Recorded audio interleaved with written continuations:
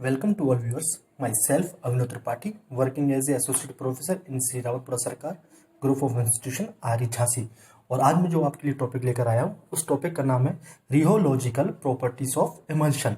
और जो rheological properties of emulsion है इसके रिगार्डिंग काफ़ी टाइम्स यूनिवर्सिटी से क्वेश्चन पूछा गया है कि इमल्शन की क्या प्रॉपर्टी हो सकती है या इमल्शन की क्या फ्लो प्रॉपर्टीज होती है और इमल्शन किस टाइप्स के फ्लो को फॉलो करता है। ठीक है।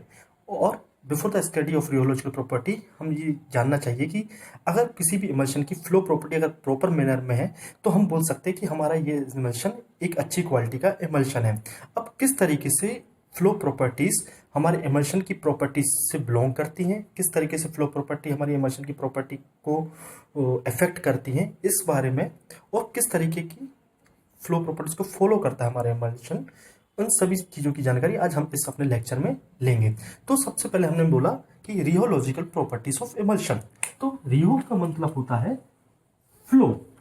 ओके, तो हम इस टॉपिक को बोला है रियोलॉजिकल प्रॉपर्टीज ऑफ इमल्शन, मतलब इमल्शन की फ्लो प्रॉपर्टी के बारे में हम आज अध्ययन करेंगे। ओके, तो हम सभी जानते हैं कि अगर कोई अच्छा इमल्शन है, जस्ट फॉर जैसे क्रीम्स है या इमल्शंस फॉर्म में हमारी लोशंस है, तो उसके सबसे पहले तो एक अच्छी एक क्वालिटी क्या होनी चाहिए, प्रॉपर्टी स्प्रेडेबिलिटी। स्प्रेडेबिलिटी, ठीक है। अगर वो स्प्रेडेबिलिटी उसकी अच्छी होगी तो अगर आपने स्किन पे अप्लाई किया तो अच्छी तरीके से वो हमारी स्किन पर मूव करेगा, फ्लो करेगा। तो एक अच्छी क्वालिटी क्या होनी चाहिए, उसकी स्प्रेडेबिलिटी होनी चाहिए। ठीक है। फिर सेकेंड प्रॉपर्टी क्या होनी चाहिए, ड्रग रिलीज। ड्रग रिलीज, अगर हमारी जो भी इमल्शन है, जैसे ही हम उसको हाइपोडर्मिक निडल से हमने उसको अपनी बॉडी में इंट्रोड्यूस किया तो उससे अच्छी तरीके से हमारी इमल्शन फॉर्म में ड्रग को रिलीज होना चाहिए। तीसरी प्रॉपर्टीज हमारी क्या हो सकती है, इंपॉर्टेंट तीसरी प्रॉपर्टी हो सकती है कि जब भी हम उसको रिमूव करें कंटेनर से तो आसानी से कंटेनर से रिमूव होना चाहिए हमारे इमल्शन फॉर्म वाली प्रोडक्ट को। ठीक है, इजी वे में कंटेनर से रिमूव होना चाहिए। फिर जो नेक्स्ट प्रॉपर्टी है, एक प्रॉपर मिक्सिंग होनी चाहिए। प्रॉपर मिक्सिंग कब कब होनी चाहिए मिक्सिंग, जब हम लार्ज स्केल पर मैन्युफैक्चरिंग करते हैं तो उसकी जो भी हम इमल्शन को करें तो एक प्रॉपर लेवल, अगर उसकी फ्लो प्रॉपर्टी अगर प्रॉपर है तो अच्छी तरीके से मिक्सिंग हो जाएगी। ओके, फिर जो नेक्स्ट प्रॉपर्टी है वो उसकी प्रॉपर्टी है स्टेबिलिटी।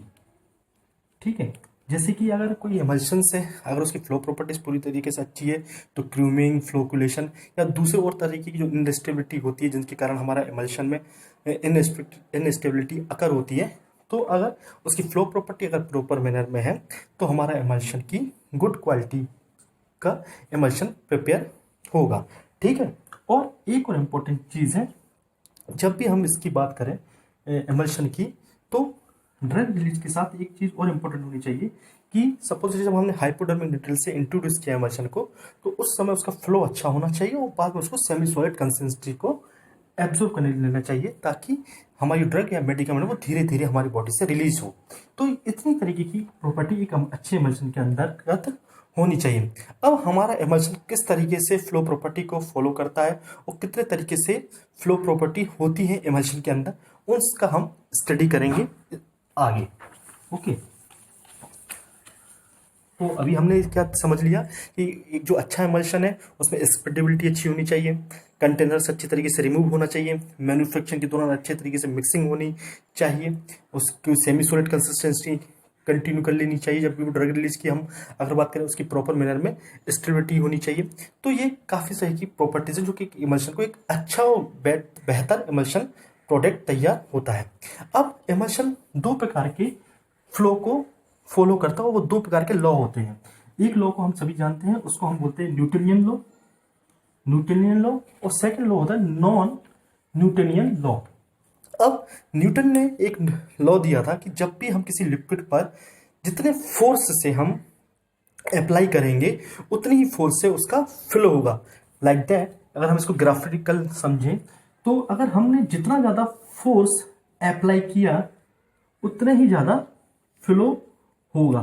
तो हमको कैसे इक्वेशन मिलेगा, हम कैसे ग्राफ मिलेगा, हमको मिलेगा लीनियर ग्राफ मिलेगा। ठीक है, तो जितनी फोर्स से हमने अप्लाई किया लिक्विड पे उतनी ही तेजी से फ्लो भी जनरेट होगा। राइट, इस प्रकार का फ्लो प्रॉपर्टी किस प्रकार के इमल्शन में होती है?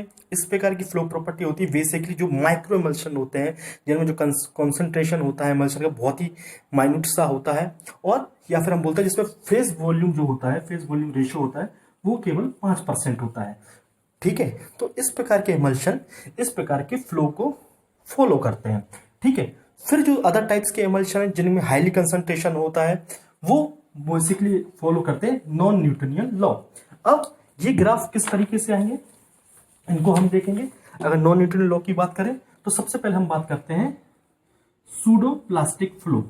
Pseudo plastic flow, in the case of pseudo plastic flow, तो हम जब देखेंगे कि इनिशियल में तो हमारा जो होगा फ्लो रेजिस्ट होगा। ठीक है, स्टेयरिंग डिस्टेंस ज्यादा होगी, रेजिस्ट होगा, और बाद में हमारी फ्लो प्रॉपर मैनर में आ जाएगा, लीनियर लाइन आ जाएगी हमारी। कैसे? जैसे कि या हम बोल देंगे बाद में हम न्यूटन लॉ को फॉलो कर लेंगे। तो इनिशियल में तो क्या हुआ, उसने रेजिस्ट किया हमारे फ्लो को, और फिर हमारी लीनियर इक्वेशन आ गई। इस प्रकार के हम जो इमल्शन होते हैं उनका फेस वॉल्यूम होता है ऑलमोस्ट 50% होता है। ठीक है, और इस प्रकार में क्या होगा, जैसे कि जस्ट फॉर एग्जांपल आपने लोशन देखा, तो लोशन को आपने देखा जैसे आपने अपनी बॉडी पे स्किन पर अप्लाई किया तो रेजिस्ट हुआ वो। ऐसा तो होता नहीं कि आपने लोशन सीधे डाला और वो तुरंत ही स्प्रेड होने लगता है, ऐसा नहीं होता है। तो आपने लोशन डाला, फिर उसको धीरे धीरे स्प्रेड किया, तो फिर वो लीनियर इक्वेशन को फॉलो करने लगता है। इस प्रकार को हम क्या बोलते हैं, pseudo plastic flow properties of emulsion. अब इन दी अदर केस हम बात करते हैं एक और फ्लो प्रॉपर्टी, इसको हम बोलते हैं plastic flow. Plastic flow, in the case of plastic flow of emulsion क्या होगा कि इसमें भी इनिशियल लेवल पे तो काफी रेजिस्ट होगा, और बाद में ये लीनियर इक्वेशन जनरेट हो जाएगी। ठीक है, जैसे just like for cream, in the example of cream, cream में जो बेसिकली होता है वो प्लास्टिक फ्लो को फॉलो करता है। जैसे कि आपने क्रीम्स को अपने चेहरे पे लगाया, तो आपने देखा जैसे चेहरे पर आपने क्रीम्स को अप्लाई किया तो वो ऑटोमेटिकली आप देखिए वो स्प्रेड नहीं होती है जब तक आप उसको स्प्रेड ना करें अपने गालों से, अपने हाथों से। जैसे ही आप अपने हाथों से अपने चिक पर उसको स्प्रेड करेंगे तो वो फिर लीनियर लॉ को या न्यूटनियन लॉ को फॉलो करने लगता है। तो इनिशियल में तो उसने क्या रेजिस्ट किया, और फिर उसने भी न्यूटन लॉ को फॉलो कर लिया। इस तरीके के जो इमल्शन होते हैं उसमें जो फेज वॉल्यूम होता है वो होता है 74% के लगभग। ठीक है, और वो कौन से फ्लो करेंगे, वो करेंगे प्लास्टिक फ्लो को। फिर नेक्स्ट एक चीज होती है बहुत ही important in the case of emulsion, जब भी हम पेरेंटल फॉर्म में यूज करते हैं तो हम हाइपोडर्मिक निडल से जब मेडिसिन को अपनी बॉडी स्किन के अंदर इंट्रोड्यूस करेंगे, इंजेक्ट करेंगे, तो उस समय तो उसका फ्लो अच्छा होना चाहिए। उस समय अगर वो रेजिस्ट करेगा तो वो हमारे बॉडी में इजी वे में ड्रग रिलीज होगी नहीं। और ऐसा नहीं कि जैसे हमने इंट्रोड्यूस किया अपनी बॉडी में तुरंत वो ड्रग रिलीज होना चालू हो जाएगी। फिर क्या होगा, जैसे हमने हाइपोडर्मिक निडल के थ्रू मेडिकामेंट को अपनी स्किन के अंदर इंट्रोड्यूस किया, फिर वो धीरे धीरे कंसिस्टेंसी ले लेगा सेमी सॉलिड की तरह की। तो इनिशियल में क्या होगा, फ्लो हमारा एनहेंस होगा, ठीक है, कोई रेजिस्ट नहीं होगा, और बाद में इसमें रेजिस्ट होना चालू होगा, सेमी सॉलिड कंसिस्टेंसी आ जाएगी, और ड्रग जो हमारी होगी वो धीरे धीरे रिलीज होगी हमारी बॉडी में। तो इसका ग्राफ किस टाइप से जनरेट होगा, इसका ग्राफ होगा लाइक दिस। ठीक है, इस तरीके से इसका ग्राफ जनरेट होगा। ओके, और ये आप किस केस में, जब हम हाइपोडर्मिक निडल के थ्रू से हम ड्रग को इंट्रोड्यूस करते हैं अपने बॉडी के अंदर, तो इनिशियल वे में तो वो फ्लो अच्छा होना चाहिए ताकि ड्रग रिलीज इजी वे में हो जाए, और फिर धीरे धीरे वो सेमी सॉलिड कंसिस्टेंसी को ले लेगा और धीरे धीरे ड्रग रिलीज होगी हमारी ह्यूमन बॉडी के अंदर। ठीक है, इस प्रकार के फ्लो को हम बोलते हैं डाइल्यूएंट फ्लो। ओके, अब एक बहुत इंपॉर्टेंट है, जब मैं बात करता हूँ कि रिमूव फ्रॉम कंटेनर से इजी वे में होना चाहिए, तो इस प्रकार के लिए इमल्शन को फॉलो करना चाहिए हमारी थिक्सोट्रोपिक प्रॉपर्टीज फ्लो की। कैसे, इसमें कैसा होगा, इनिशियल में तो फ्लो अच्छा होगा और बाद में वो रेजिस्ट हो जाएगा। अब इस किस टाइप की कंडीशन में, जैसे सपोज दैट आपने कोई क्रीम्स वगैरह या लोशंस का इस्तेमाल कर रहे हो आप, तो आपने लोशन को पहले शेक करोगे, ठीक है, शेक अच्छे से किया, तो जैसे ही आपने उसको शेक किया तो उससे वो इजी वे में अप्लाइड हो जाएगा, फ्लो की प्रॉपर्टी अच्छी हो जाएगी, और जैसे आपने उसको यूज करना बंद कर दिया तो ट्यूब्स में वापस लोशन आ जाता है।